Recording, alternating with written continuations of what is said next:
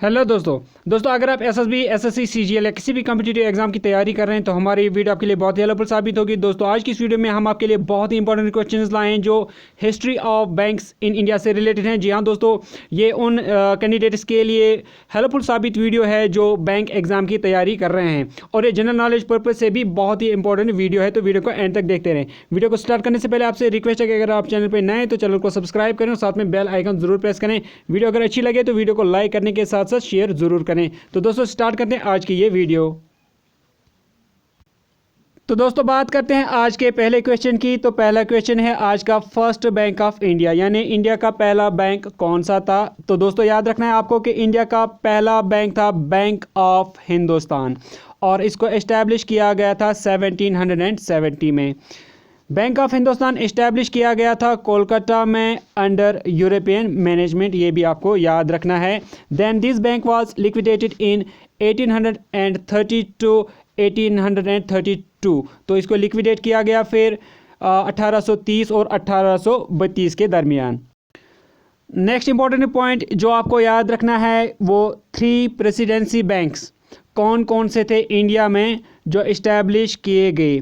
तो दोस्तों याद रखें कि 3 प्रेसिडेंट्स बैंक में सबसे पहले था बैंक ऑफ कोलकाता। जी हाँ दोस्तों याद रखना है, बैंक ऑफ कोलकाता, इसको इस्टेब्लिश किया गया था 2 जून 1806 में, ठीक। और इट वाज रीनेम्ड इन 1809 यानी 1809 में इसका नाम चेंज करके बैंक ऑफ बंगाल रखा गया।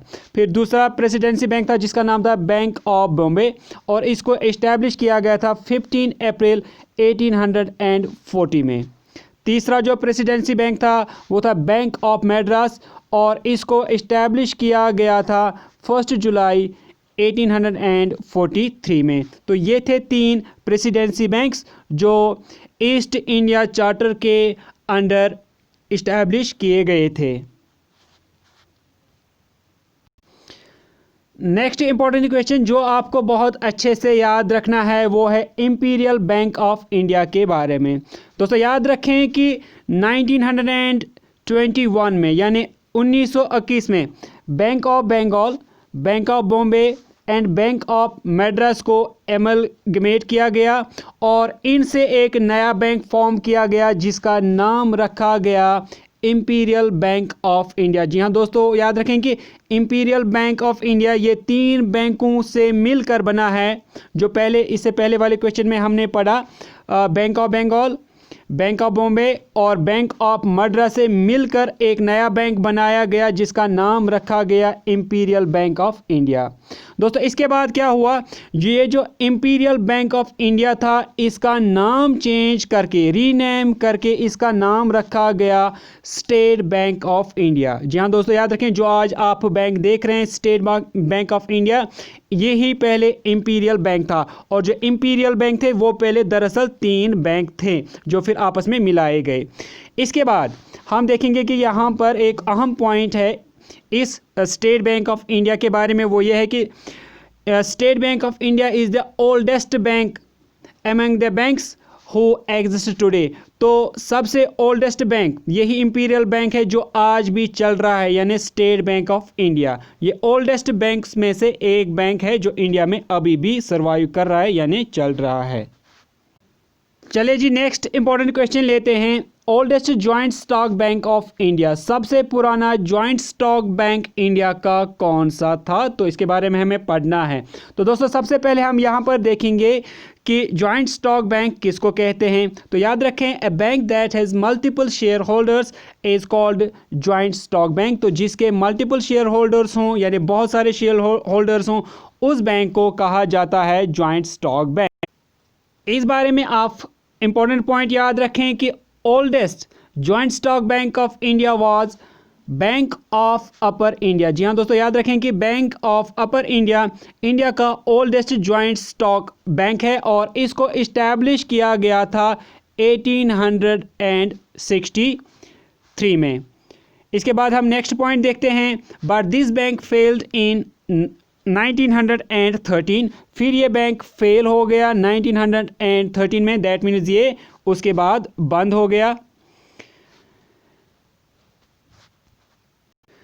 उसके बाद इंडिया का दूसरा पुराना या ओल्डेस्ट जॉइंट स्टॉक बैंक आया जिसका नाम है बैंक ऑफ इलाहाबाद या इलाहाबाद बैंक, और ये आज भी सर्वाइव कर रहा है।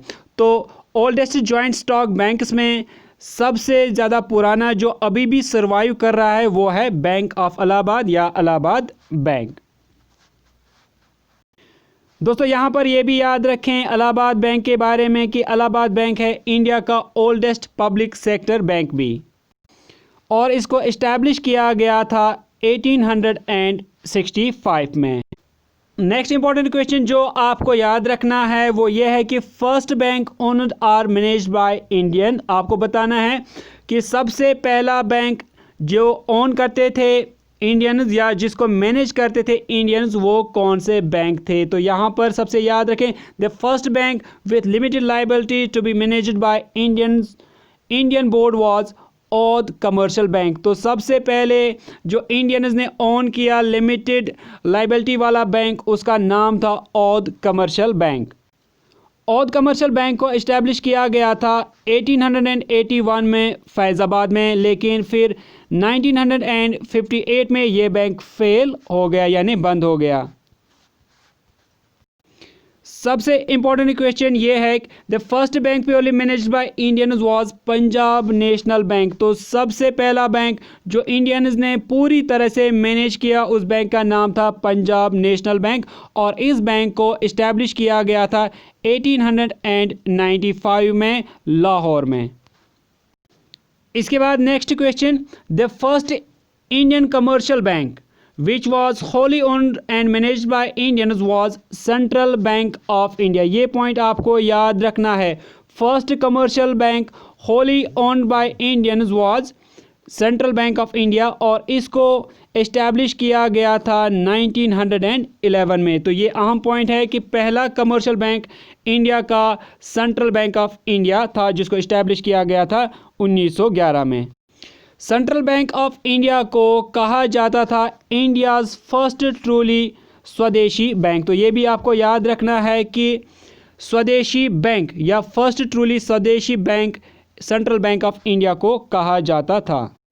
नेक्स्ट इंपॉर्टेंट क्वेश्चन जो आपको सेंट्रल बैंक ऑफ इंडिया के बारे में याद रखना है वो है इसके फाउंडर के बारे में। तो इसके फाउंडर हैं सर सौरभजी पूछखनवाला, और इसके पहले चेयरमैन थे सर फिरोज शाह मेहता। इसके बाद हम बात करेंगे उस बैंक की जिसने पहली बार मुल्क से बाहर यानी इंडिया से बाहर अपना कोई ब्रांच खोला। तो दोस्तों याद रखें कि बैंक ऑफ इंडिया वो पहला बैंक था इंडिया का जिसने पहली बार इंडिया से बाहर अपना एक ब्रांच खोला, और ये ब्रांच खोला गया था लंदन में इन 1946 में। तो दोस्तों ये थे कुछ important questions history of bank से रिलेटेड इंडिया के बारे में। आई होप कि आपको वीडियो अच्छी लगी होगी। अगर वीडियो अच्छी लगी तो प्लीज़ वीडियो को लाइक और शेयर करें अपने दोस्तों के साथ मेरी चैनल को सपोर्ट करने के लिए। तो दोस्तों मिलते हैं कल एक नए वीडियो में, तब तक के लिए टेक केयर।